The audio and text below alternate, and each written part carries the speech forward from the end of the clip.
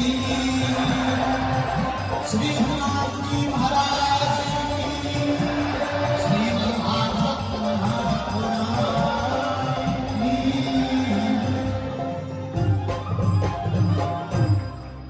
रामचंद्र भगवान, साधु जी, सीताराम।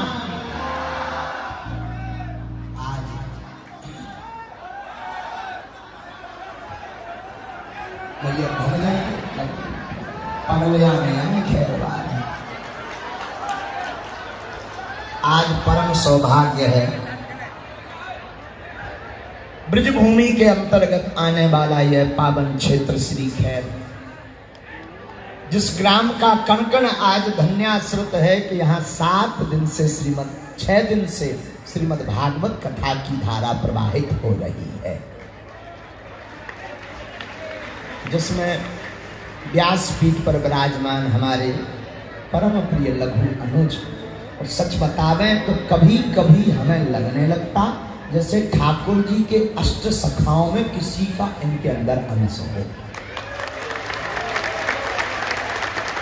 मधुर प्रिय भजन गायक, सौम्य सुभग जिनका स्वभाव, ऐसे ठाकुर जी के सखा ही थे।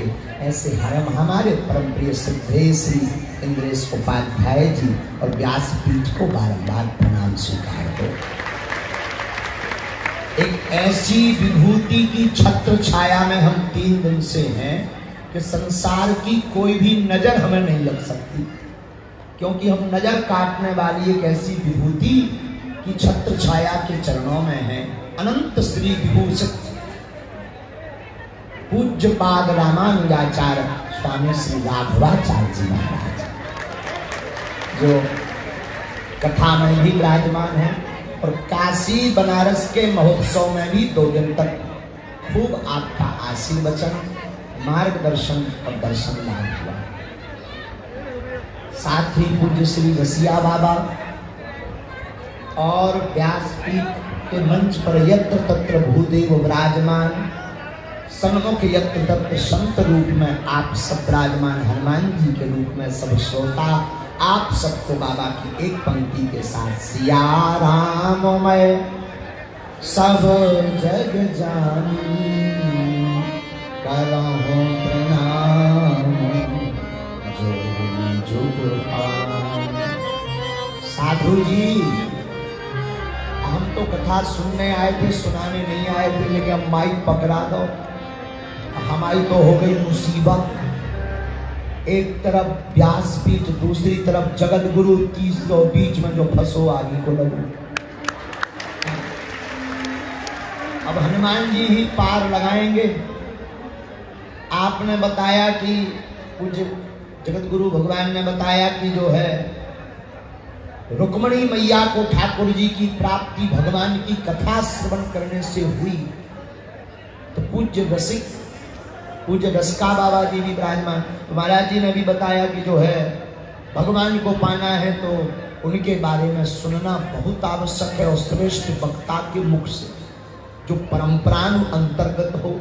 तो आपको दोनों सौभाग्य मिले, एक तो ब्रजवासी मिले, दूसरा परंपरानु अंतर्गत वक्ता भी मिले, तीसरा सहज स्वभाव के धनी मिले, चौथा इन विभूतियों के आपको दर्शन हो गए।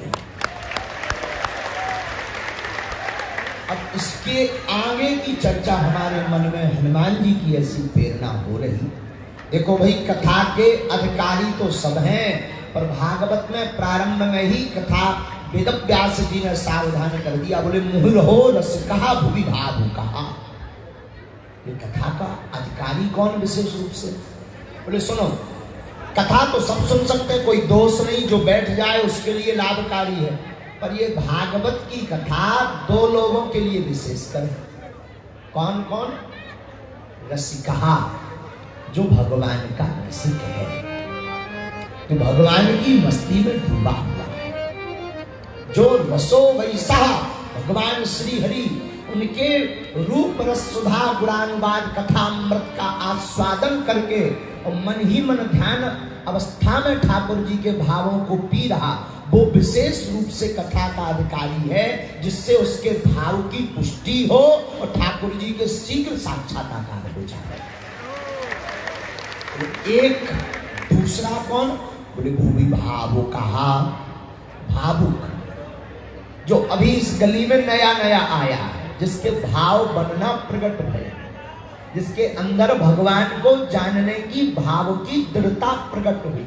भगवान भी कहते भाव का भूखा हूं मैं और भाव ही एक सार है, भाव से जो मुझको भजे स्वभाव से मेरा, भाव बिन कुछ भी दे तो मैं कभी लेता नहीं, भाव पूरक तेरे ही करती मुझे लाचार है, तो बांध लेते भक्त मुझको भाव की जंजीर में, इसलिए इस भूमि पर होता प्रभु का अवतार है। भगवान भाव के भूखे, हाँ भाव के ही भूखे हैं।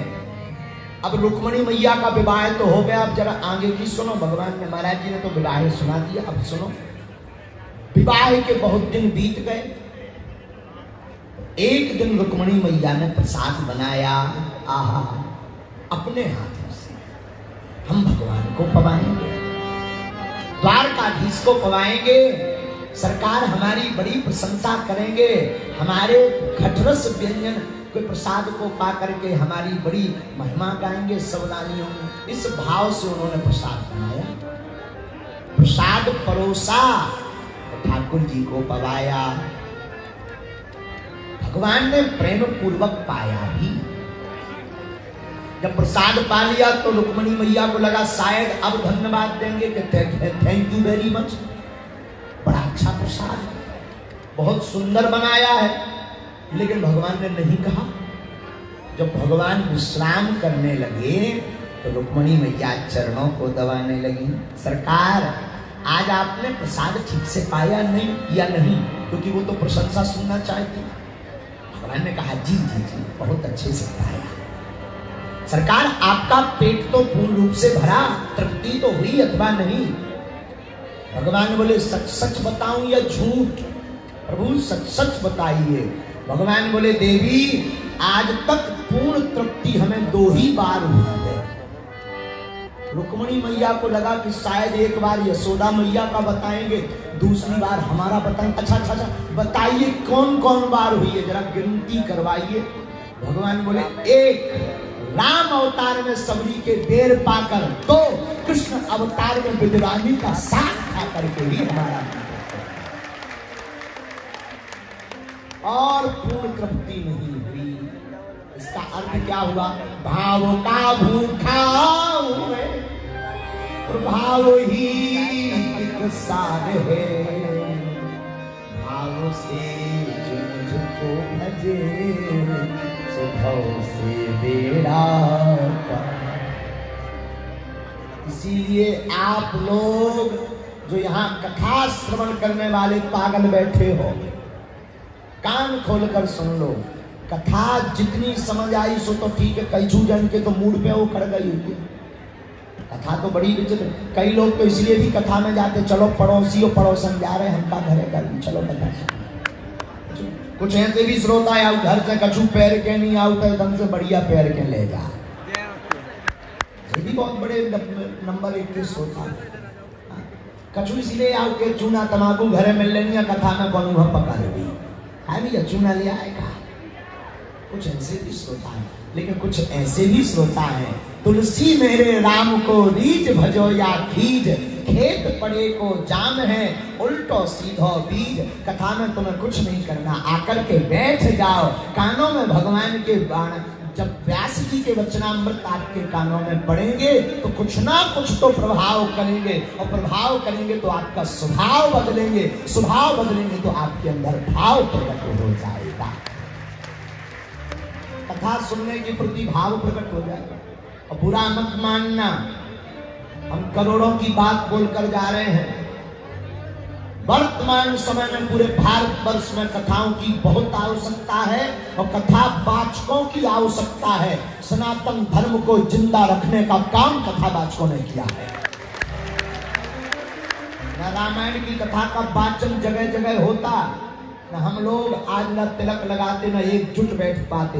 बुरा मत मानिए, कथा करवाने का मतलब है हिंदुओं की एकता का प्रदर्शन करना, और कुछ नहीं। आज जगत गुरु शंकराचार्य जी ने मंदिरों का निर्माण क्यों करवाया? मंदिरों का निर्माण इसलिए करवाया था कि हिंदू कम से कम मंगलवार या शनिवार हनुमान चालीसा के बहाने एक होकर के सनातन की बात करने तो एकत्रित होंगे। इसलिए कथाएं भी इसलिए होती, कथा इसलिए नहीं होती कि तुम ठुमका लगा लो हो गई भागवत, 7 दिन राधे राधे फिर आधे आधे, ना ना ना ना। भगवान की कथा इसलिए होती है आपके स्वभाव में परिवर्तन हो गए, भगवान की भक्ति का भाव जगे और आपका मन गोविंद के चरणों में लग जावे और आप भी भक्त बन जाओ, परिवार को भी बना डालो। इसलिए कथा की जरूरत है। इसलिए प्रतिदिन सुनो। आप सब भाग्यशाली हो जो ऐसे आचार्य के मुखारविंद से कथा सुन रहे, जो सच में वृंदावन के ठाकुर जी के अष्ट सखाओं में से कोई ना कोई है। आप सब श्रवण करो। हम तो सुनने आए थे, जल्दी निकलना है, फिर कभी समय मिलेगा तो हम तो पगला मूर्ख आदमी अनपढ़ गवार हैं। हम कौन पढ़े लिखे हैं, गवार आदमी। तो इसलिए हमारी तो ऐसी गति है चंगी लाल जैसी। हमारा एक प्रिय चेला है चंगी लाल। चंगी लाल एक बार खैर में कथा होती, चंगी लाल कथा में आओ। व्यास जी हते टिल्लू गुरु, टिल्लू गुरु भागवत बांचते। टिल्लू गुरु बोले अच्छा बताओ स्वर्ग कौन कौन जाएगा? तो कई लोगों ने हाथ खड़े कर दिए हम स्वर्ग जाएंगे। अच्छा नरक? तो कई लोगों ने हाथ खड़े कर दिए कि हम नरक भी जाएंगे। लेकिन चंगी लाल भी कथा में बैठा था, उसने किसी ने हाथ खड़ा नहीं किया। तो टिल्लू गुरु ने पूछा भाई ये क्या है? तुम्हें स्वर्ग नरक कहीं नहीं जाना है, यहीं डले रहोगे? अरे बोले महाराज तुम स्वर्ग की लगाएं फिर रहे, हमारी लोग आई काटती घरे आ जाइयो, नहीं तो घोड़े ठोर दे। आप स्वर्ग नरक जाने, हमें तो घरे जाने वापस। और हमारी दुर्गति तो बेसैया है। तुमने नहीं, तुमने तो साथी के ऊपर इंद्र के नीचे तुमने खैर के, या तो हम अपनी गति क्या बता रहे।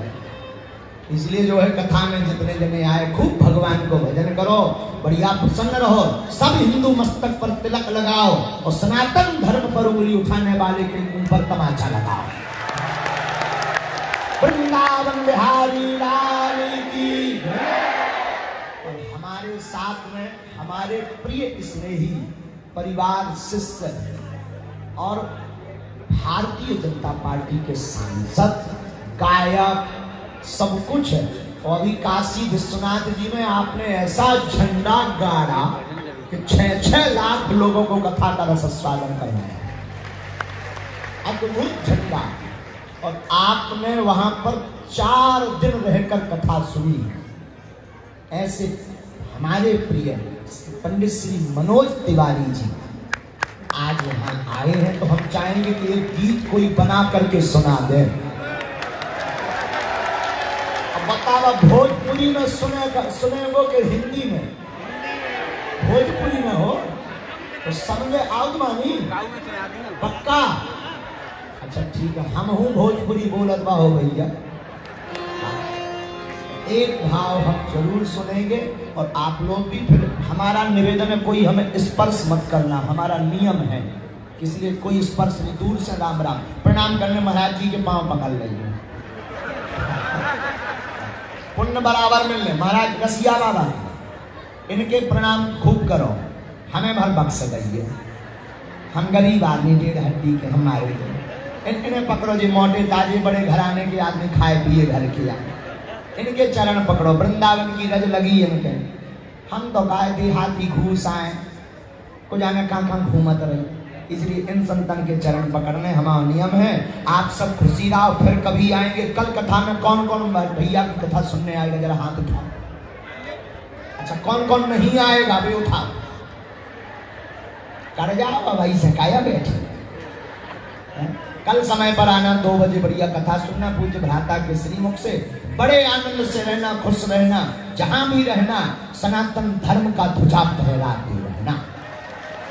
अब एक नारा पूज्य पाद जगत गुरु तुलसी पीठाधीश्वर का हम कहेंगे, चाहे पंथ अनेक हो पर हम सब हिंदू, हम सब हिंदू, हम सब हिंदू। कौन कौन ये शपथ ले रहा है कि हम मंदिरों के हर शनिवार मंगलवार दर्शन करेंगे? पक्का? कथाओं में कौन कौन जाएगा? वाह, तिलक कौन कौन लगाएगा? पक्का? जाओ तुम आओ, सबको भलो हो जाए, सबकी अर्जी लग जाए, सब पर बागेश्वर बालाजी की पूंछ घूम जाए, और जो राम के नहीं उनकी ठटरी बने। हारा हारा हारा महादेव। जय जय श्री राधे। काशी से आए सुरंगोत्तर उन्होंने है काशी में। अब काशी वाली अब हवा जो की वो गीत आपने जब एक दिन गाओ तो माँ अन्नपूर्णा भैरव बाबा, तो वो गीत आज भी दिमाग में गूंजा हुआ है। तो आप सब जो है अब हमारे अब आप सब गीत सुनो आपके श्रीमुख से, और फिर विदा देंगे हम। जुग जुग जिया सब लोग, आशीर्वाद बा।